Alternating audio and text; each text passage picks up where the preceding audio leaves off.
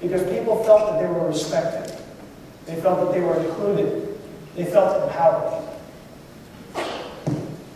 Well, it's one thing to inspire people and to give them access, but what happens when people say something negative?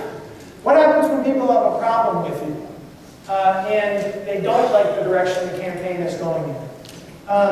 Well, if you're trying to build a movement, if you're trying to show people you respect them, sometimes you have to listen to them even when they disagree with you. Before I get into that, I just want to give an example, though, of positive listening. Everybody, I assume, has seen the image up there, the hope image, right? This is one of the most famous paintings of Obama. I've seen it in my travels all around the world, sometimes on walls, sometimes on bumper stickers and billboards. This was actually not even created by the campaign. It was created by an artist who supported Obama. And we found this, and we actually reached out to the artist and we said, we like this so much, do you mind if we use this for the campaign? So it showed that we were listening to supporters and saying, if you have ideas, or if you have art, or if you have things that you want to contribute to the campaign, we are willing to embrace it. We're not so arrogant that we think only people working on Obama's staff know how to create nice posters or nice videos. And that video, the Yes We Can video, I'm sure many people have seen this video as well. We didn't create that either. This was created by will.i.am, a supporter.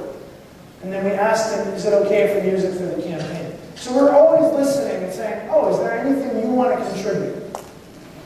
But again, not all of the feedback was positive. Sometimes people had a problem with Obama. Our own supporters had a problem with Obama. And this is the most famous example of that.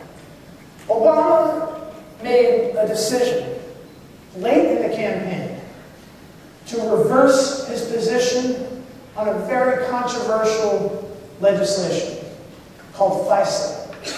This was a legislation that would give the government power to look into the phone records of U.S. citizens who were suspected of terrorism.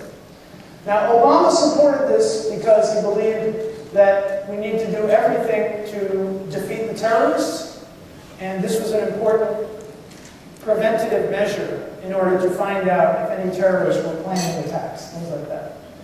However, many of Obama's supporters felt that this policy was an invasion of their privacy. They said, I don't want Obama looking at my phone records. I'm not a terrorist. I don't want him. I don't want the government seeing who I'm calling and listening to my phone calls. So they felt that this was an invasion of their rights, of their privacy. And they got very angry. And what did they do? They created a petition. And the petition grew in a matter of days to 20,000 people. Now, this petition wasn't on some random website on the internet. It wasn't a paper petition. This petition was on BarackObama.com. That's like having 20,000 people come to your house and stand in front of your house. In fact, it's like having 20,000 people inside your house. This petition was on our website. We allowed anybody who wanted to create a group and a blog on BarackObama.com. We wanted to be as open as possible. We knew that there were risks. If you allow people to create a group or a website on your BarackObama.com, maybe they'll write something crazy or negative. Maybe it'll backfire. Maybe you'll look bad. But we said, you know what, it's a risk we're worth, that we think is worth taking, because I think most people will write positive things and create positive groups. Well, somebody created a group that said, we demand that Obama change his position on this legislation, and if he doesn't, we want our donations that we gave to the campaign, we want a refund for our donations. Now, 20,000 people joined this group. All of the media was talking about it. There's a rebellion against Obama on his own website. So, I was responsible for coming up with a solution to this. And I'll tell you something. There was a big red button that said delete. And if I pressed it, like this, the group would have gone away. So of course I was tempted to press that delete button and make it all go away. But I didn't do that, and here's why. One of the stupidest things that you can do is try to delete something on the internet. Because when you do that, the internet responds very angrily. And I'll give you an example, a very famous example. Does anyone know who the famous US singer Barbra Streisand is? Yeah. So, Barbra Streisand, very famous, very wealthy woman, she bought a new house in California on a lake. Very private house, beautiful house. And some very nosy blogger took a boat and rowed the boat on the lake and then took a photo of her house. And then he put it on his blog. And he said, look, I have the first photo of Barbra Streisand's house. So many people saw her house. And she was very angry because that was her privacy that she felt was invaded. So her lawyers called this man and they demanded that he remove the photo immediately. So he complied. They didn't want to get sued or go to jail. So he removed the photo. Well, guess what happened right after that? 5,000 other blogs reposted the photo because they said, here's the photo. We don't like censorship on the internet. And they reposted the photo. And then millions and millions of people who never ever would have seen the photo of her house saw the photo. This is actually called the Streisand effect. You can read about this on Wikipedia. So I didn't want a Streisand effect. I didn't want to press that red delete button because if I pressed the red delete button, maybe the group would grow from 20,000 to 200,000. I didn't want that to happen. So we decided on another course of action. We went to Obama and we told him about this group. And Obama said, okay, I'm going to write them a personal letter and we'll put it on the blog on BarackObama.com. Now, in this letter, he did not say, oh, I'm so sorry, or, oh, you're right, I'll change my mind, of course you're right, and I'll reverse my decision. He didn't say either of those things. He said, I'm going to continue to have this position. I'm not going to change my mind. But let me tell you something else. I am very impressed that you were able to organize such a successful protest against me on my own website. This says something impressive to me. This says that I have very good community organizers who are supporting my campaign. And the truth is, I'm not going to listen to you. I'm not going to change. Well, I'm going to listen to you, but I'm not going to change my mind on this. But here's the thing. We agree on 9 out of 10 of the other things. There's one thing we disagree about. And I really ask that you can put your differences aside with me and continue to support me because I need you almost more than any other kind of supporter. You are the most active, vocal kind of supporter, and I need your support. So, you know, I'm willing to take my licks on this one. I'm willing for you to be angry, but I hope that you understand that I respect you, I believe in you, and I want you to continue supporting me. And, well, a few people were still angry and said, well, he didn't change his mind, you know. But the vast majority of the people were thrilled. They said, wow, for the first time in my life, a leader, a politician talked back to me. He listened to me. He responded to me. He didn't ignore me. I felt that I was listened to. I felt respected, even though he didn't change his mind. And guess what? Many of those people said, not only can you keep the donation, I don't want a refund anymore, but I'm going to double my donation because I'm so incredibly impressed that Obama respects his supporters this much. So it was an incredible lesson for us to learn. And by the way, this is a photo of my desk in the campaign, very messy, I apologize. But these people are Obama's top national security advisors. And they're sitting with laptops on my desk, responding to questions and comments that people had after Obama posted this diary on the Obama blog. Obama didn't have time to respond himself because he's very busy, of course, but his top advisors spent an hour and a half responding to questions and comments and clarifying why Obama had this position. And these are very important people, but they felt that it was critical for them to take the time to explain and to answer questions. All right. The next thing I want to just quickly say is that it's important to fight back fast on the internet, because there are two kinds of criticisms. There's the one that I just spoke about, which is a valid criticism. That's a disagreement between adults.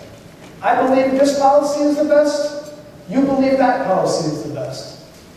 And so it's valid for me to criticize your policy.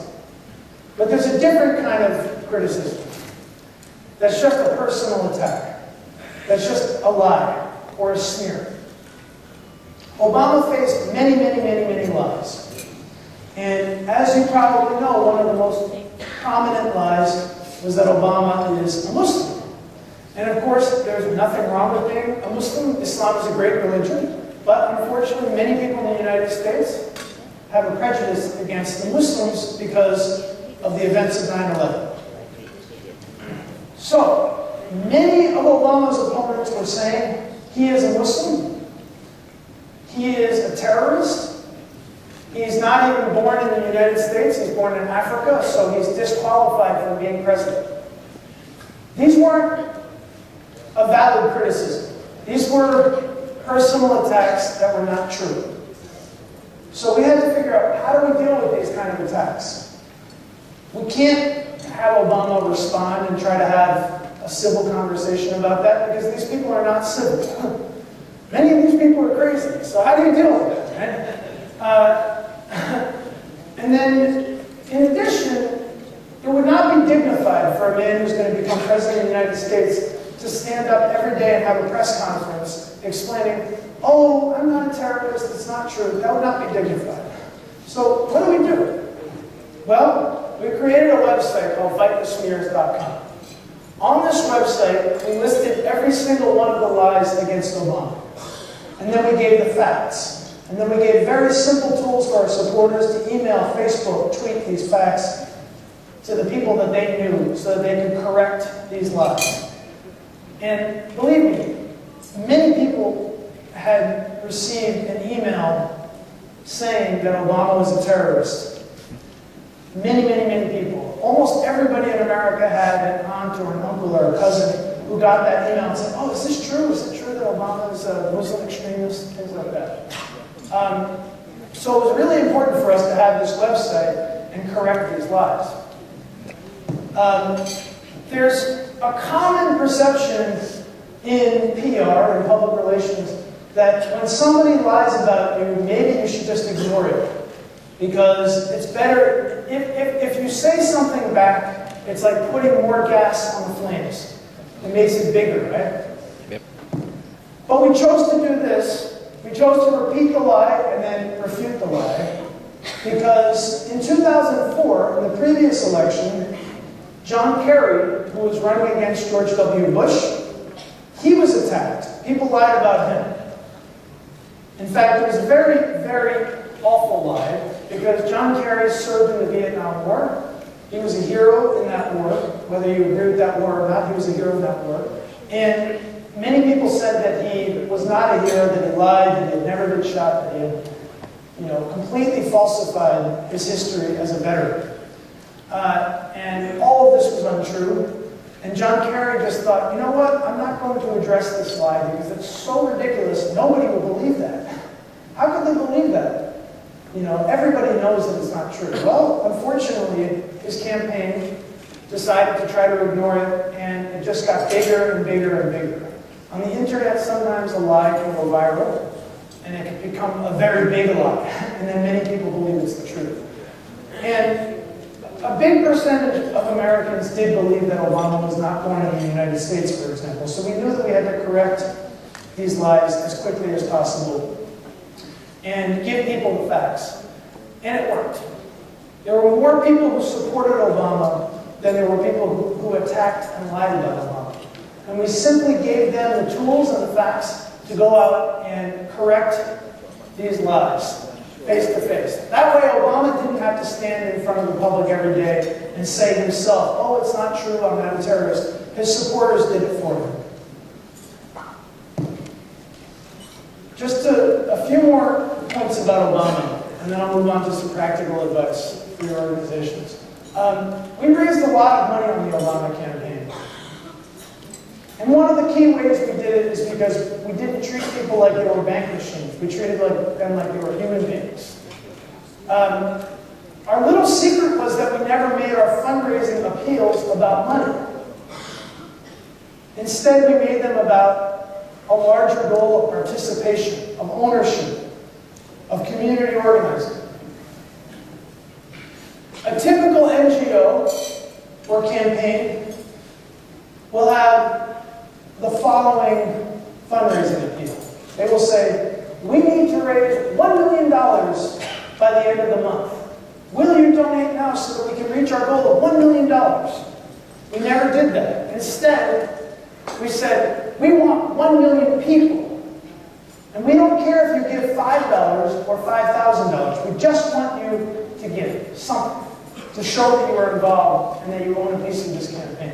This is an example of one of the emails that we sent. We said, we're within striking distance of our goal of 1 million people owning a piece of this campaign, not giving money to this campaign, owning a piece of this campaign by March 4th. And every single person getting involved makes a difference. Not giving money, getting involved makes a difference. We're succeeding because our campaign has always been about bringing new people into the process. That's the kind of language we used. And it worked. There were two ways that we raised money. Both of them were around moments. There are moments that you make and there are moments that you take. I'll give an example of a moment that we made. Sometimes nothing is happening in the news. Sometimes things are very boring. There's nothing that people are interested in. The media has nothing to talk about. So we have to give them something to talk about. We have to give them a moment. So we created a moment. It was called Dinner with Barack. We decided we're going to do something really unusual. In the past, when you're fundraising, you get the wealthiest people to come to a party. They have many different cocktails and they have the small forks and the small spoons and the big spoons and the big forks. They eat very fancy food and then they write a check for the candidate. That's the old way of raising money. The only way people could meet Obama was if they were rich or powerful or a celebrity like George Clooney. Yesterday, Obama had dinner with George Clooney and many supporters in Hollywood. But we said we're going to do something different. If you give only $5, the minimum donation, you give $5, you will have a chance to have dinner with Obama. A nice dinner with Obama. So we picked 4 people, ordinary people from around the country. And each one of those people, we made a documentary about them and their lives and their families. We treated them like a celebrity. We treated them like a VIP.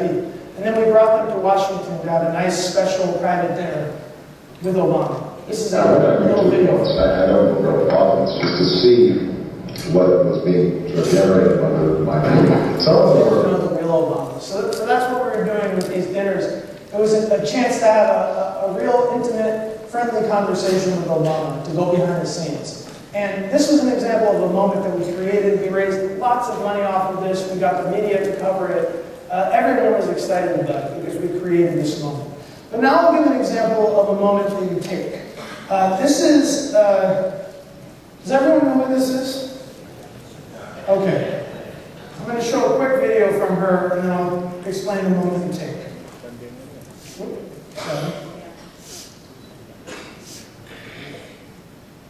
I guess a small town mayor is sort of like a community organizer, except that you have actual responsibilities.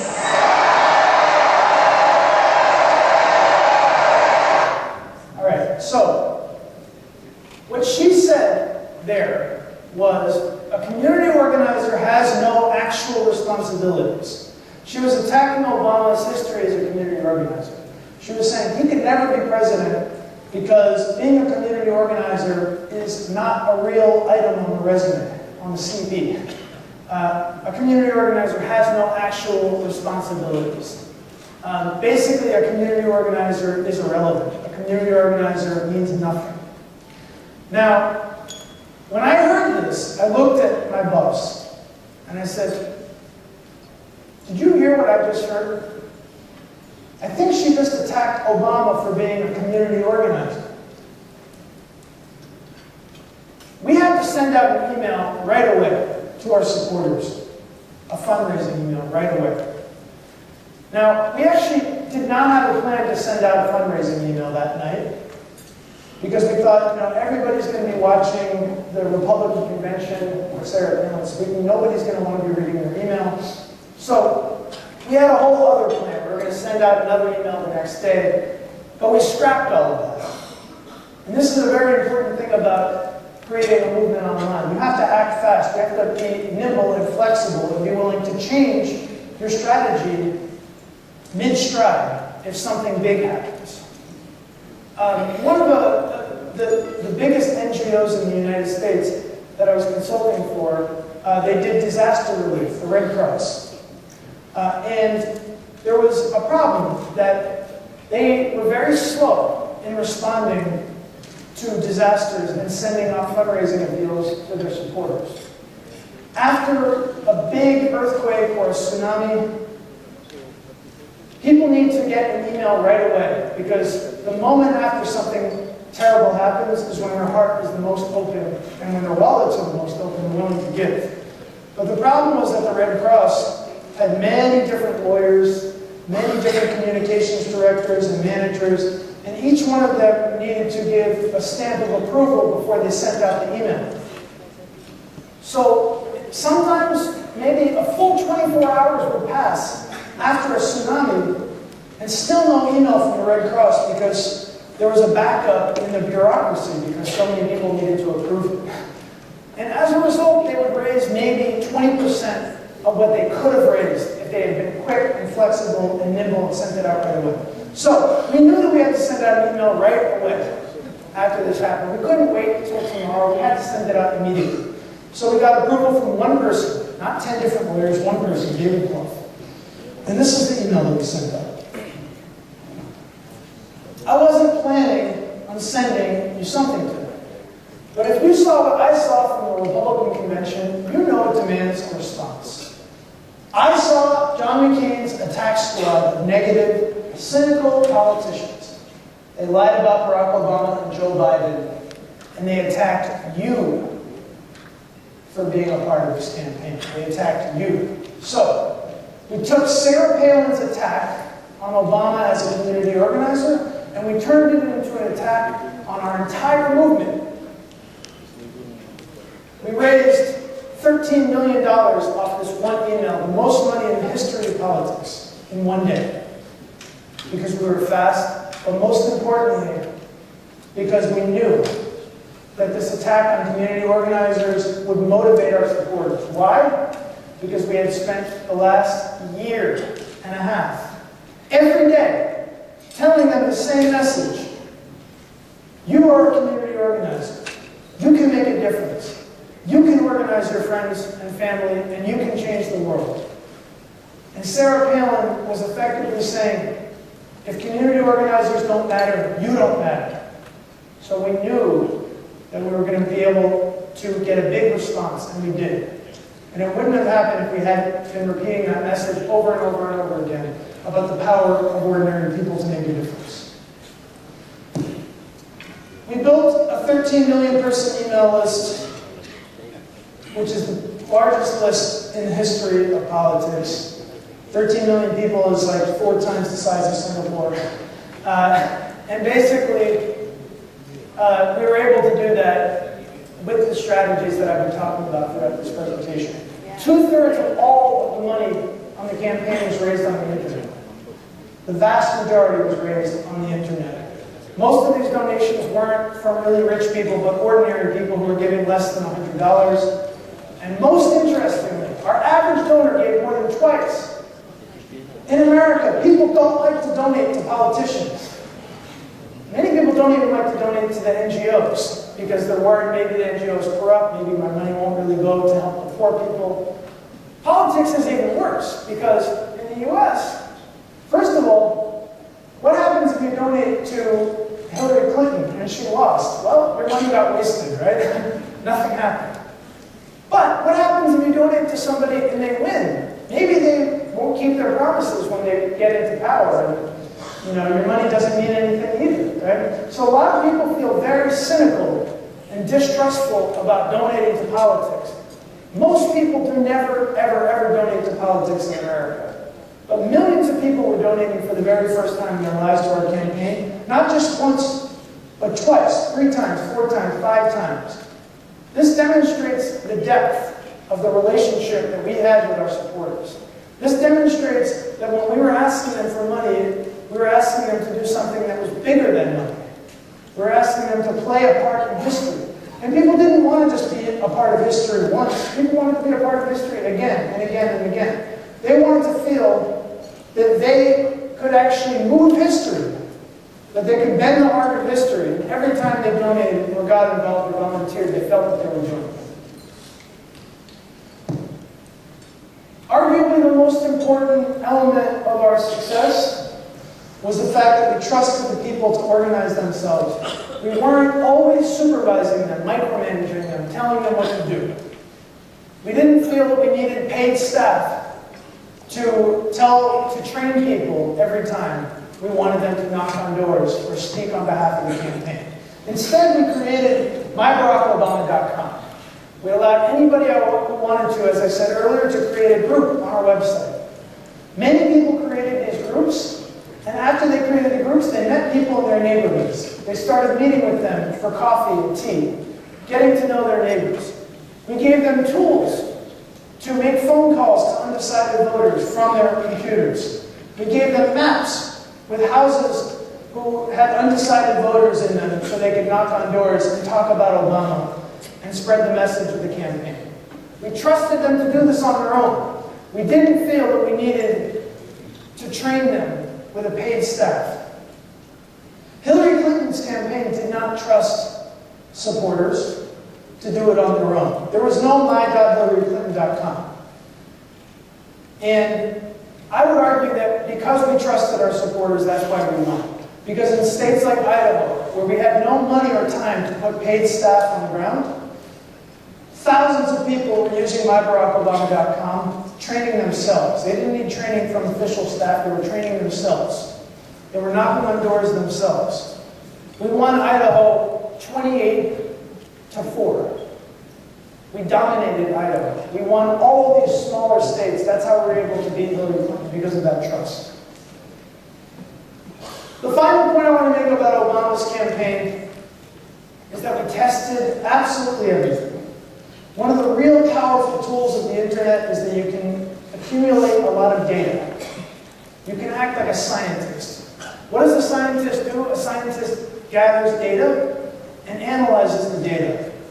A scientist makes a hypothesis, and then he tests out 2 different possible methods, and then he sees which one is better. That's what a scientist does, and we acted like scientists on the campaign.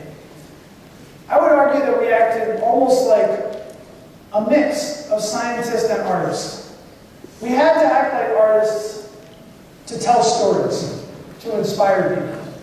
But we had to act like scientists so that we could refine our message, so that we could show that we were listening to the people, that we were responding. If there was a story that nobody was responding to, we wanted to know why. So we looked at the data. I'll give a somewhat embarrassing example of what I learned from the testing process. I'm going to show a video that I made. This was one of the most successful viral videos on the campaign. Over 1 million views very quickly. I made this video right before voting day, and many people were excited about it. And I'll show you the video now and I'll tell you what happened.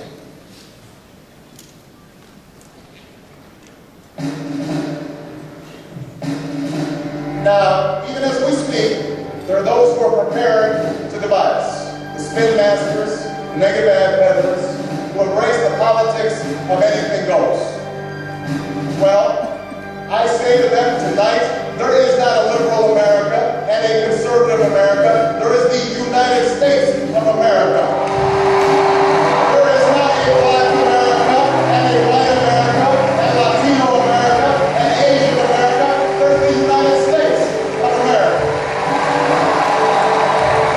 The pundits like to slice and dice our country into red states and blue states. Red states for Republicans, blue states for Democrats. But I've got news for them too. We worship an awesome God in the blue states, and we don't like federal agents poking around in our libraries in the red states. We coach Little League in the blue states, and yes, we got some gay friends in the red states. There are patriots who opposed the war in Iraq, and there are patriots who supported the war in Iraq. We are one people, all of us pledging allegiance to the stars and stripes, all of us defending the United States of America.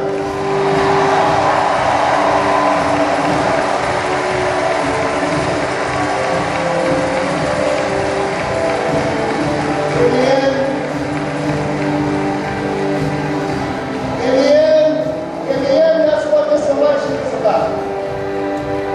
Do we participate in a politics of cynicism, or do we participate in a politics of hope?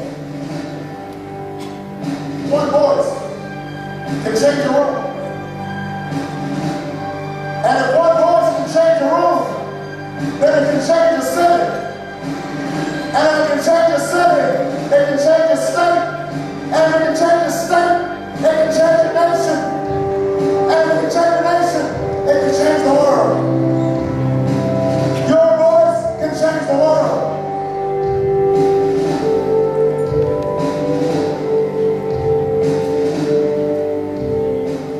Okay, so after I created that video, many people said, this video inspired me so much.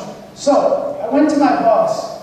I said, let's put this video on the donation page, because many people after watching this video will feel, I want to donate to the Obama campaign. I'm so inspired, I want to open my wallet and give money.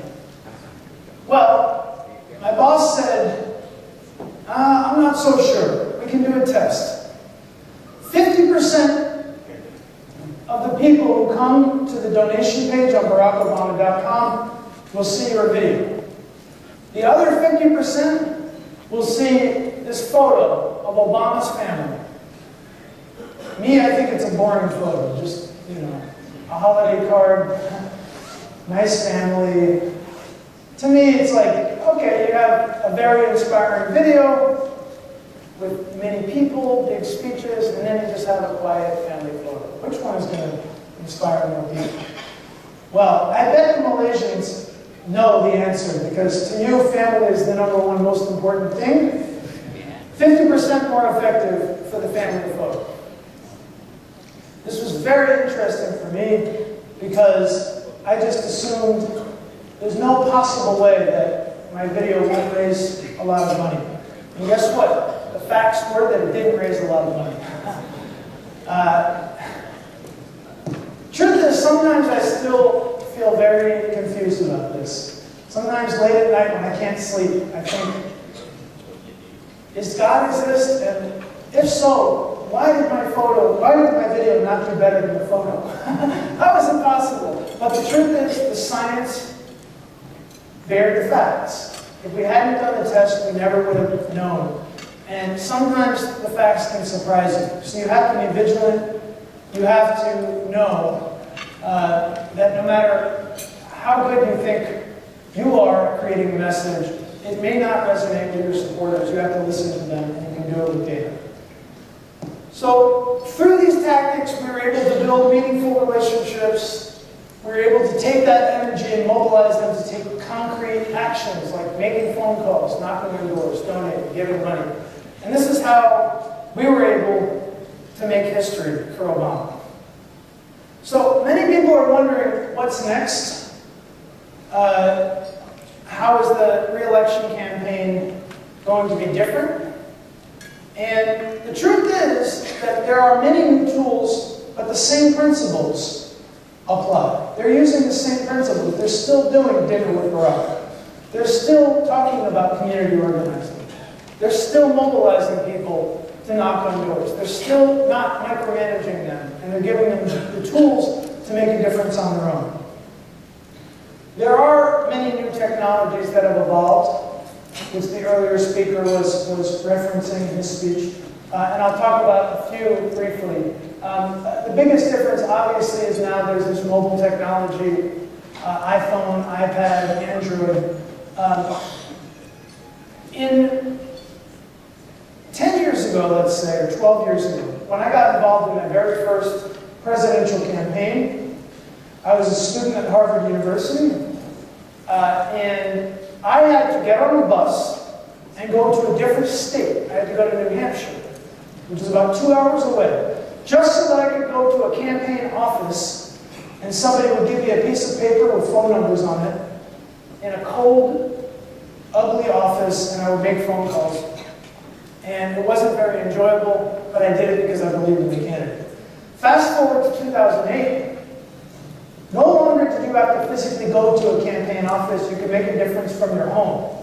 You could be in your pajamas, you could be in bed with your laptop, making a difference from home. You didn't have to go to a physical office. Today, in this campaign, you don't even have to be at home. You can be anywhere. You can be waiting for the bus, and you take out your iPhone and immediately call 5 undecided voters and tell them why they should support Obama. And then you can enter the data directly into your iPhone and tell the campaign critical information. There's a new technology called Square that allows people to give donations with a credit card directly onto an iPhone. So now when Obama gives a big speech and 23,000 people are at one of his rallies, he can have volunteers immediately collect donations. This is a really new thing. In the past, we had to wait for somebody to go home. Maybe by the time they got home, they weren't as inspired anymore. Maybe they didn't want to give money. Now we can get people right at the moment that they're most inspired. Facebook is a much more powerful tool now than it was when we started the campaign in 2008. In 2008, we had about 3 million Facebook fans. Obama today has 26 million Facebook fans. That is a massive advantage over Mitt Romney. He's going to be able to motivate those people to share content with hundreds of millions of people. And Facebook is now integrated with the entire internet. So no matter what website you're on, you can click a like button. These are big, big, big changes. And of course, Twitter is a much more effective and more important technology today than it was in 2008. I know that Twitter isn't as popular in Malaysia yet, but in the United States it's becoming incredibly popular. And it is popular, okay. And in the US, every journalist and every major leader is on, and every celebrity is on Twitter. So Twitter isn't as important for ordinary people, but it's very important for leaders and journalists. And Twitter is effectively creating a 24-hour press conference where anybody can ask the president or the campaign a question anytime. They may not get an answer, but in the past, you had to be a journalist at a very specific time at a press conference. Now, anybody can ask the question to the president. The Obama campaign has also dramatically improved its donation process. They've made it very, very easy to make a donation. Do you have iTunes in Malaysia? Do you use iTunes? So one of the powerful things about iTunes is you only have to enter your information and your credit card once. And then after that, you just click a button and you can buy a song or an iPhone app. It's very simple, very easy. People don't like to take their credit card out and type the number every time. The Obama campaign created its own version of iTunes it's called Quick Donate. So anytime you want to donate, you just click one button and immediately donate. It's a big, big, big difference. Also now when you get an email, you can just click a button on the email and immediately make your donation. In the past, you had to click a button, go to the website, enter all your information. Now they've made it much, much, much simpler. So they're just simplifying the process dramatically. By the way, there's Obama's Facebook page with the 26 million likes. But the truth is that the most important tool of the future is still one of the oldest tools in mankind, the door, the door knocker. Basically, a human being talking to another human being face to face. And no matter how cutting edge the technology of the new campaign, the goal is still the same. We want to engage people online, but get them offline, into the real world, communicating with real people. That's always the goal. The goal is never just click. The goal is click, and then commit to go out in the real world. And that's what the Obama campaign did very successfully in 2008, and that's what they are going to do in the next election cycle. So I just want to end speaking for a few minutes with some concrete advice for people who want to implement these principles for their own campaigns or companies or cooperatives or unions. Hopefully you understand now that social media strategy is no longer optional. It is critical for the success of your organization. And I want to give an example of a company that learned the hard way. BP. Okay, BP, everybody knows that BP had a massive oil spill in the United States. Really devastated the ocean near Louisiana in the United States. BP had almost no social media strategy. When the disaster struck, they had very, very, very few Twitter followers, and they were never updating their account, and they were never speaking to